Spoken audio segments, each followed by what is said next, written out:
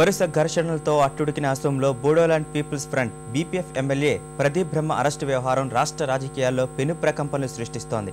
MLA అరెస్టుపై తీవ్రస్థాయిలో మండిపడిన Bodo peoples front ఆయన్ను విడుదల చేయకపోతే ప్రభుత్వానికి మద్దతు ఉపసంహరిస్తామని హెచ్చరించింది. ఎమ్మెల్యేకు మద్దతుగా కుక్రజార్లో బోడో ప్రజలు రోడ్డు, రైలు మార్గాలను దిగ్బంధించడంతో అప్రకటిత కర్ఫ్యూ కొనసాగుతోంది. దిగువ అసోం ఘర్షణల వెనుక మూడో వ్యక్తి ప్రమేయం ఉందని ఒక అంచనాకు వచ్చామని ముఖ్యమంత్రి తరుణ్ గొగోయ్ వెల్లడించారు.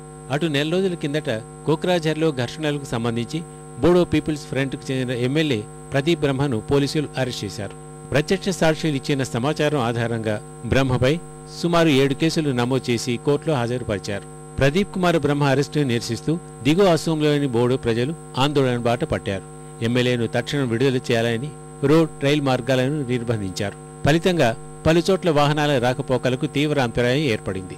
తమ ఎమ్మెల్యేపై వచ్చిన ఆరోపణల్లో ఎలాంటి వాస్తవం లేదని ఆందోళనకారులు స్పష్టం చేశారు. ఎమ్మెల్యే అరెస్టుపై బోడో పీపుల్స్ ఫ్రంట్ తీవ్ర స్థాయిలో మండిపడింది.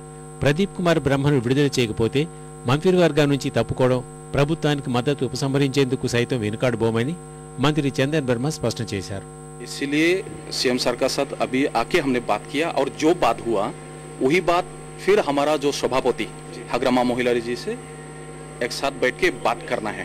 रिलीज के डिमांड कर रहे हैं. रिलीज के लिए कुछ डिमांड कर रहे हैं. रिलीज के लिए डिमांड कर रहे हैं. ఈ హెచ్చరికలను ముఖ్యమంత్రి తరుణ్ గొగోయ్ తేలిగ్గా కొట్టిపారేశారు. విషయం కోర్టులో ఉన్నందున అన్ని అంశాలు న్యాయస్థానమే తేలుస్తుందని స్పష్టం చేశారు. కోక్రాఝార్ అల్లర్లపై దర్యాప్తు జరుపుతున్న सीबीआईకే ఈ కేసును అప్పగిస్తున్నట్లు గొగోయ్ వెల్లడించారు. हम तो भी जानते हैं थोड़ा टेंशन है, लेकिन हम बोल रहा है थोड़ा प्रोटेस्ट आपका जो है वो अलग है. एक तो पीसफुल प्रोटेस्ट करने को सबका अधिकार है. आज जो होगा वो तो कोर्ट में वो डिसाइड करेगा. हमें होगा देने को चाहते एक केस भी हमको दे देगा. బోడో ప్రజల ఆందోళనతో దిగువ అసోంలోని పలు జిల్లాల్లో అప్రకటిత కర్ఫ్యూ కొనసాగుతోంది.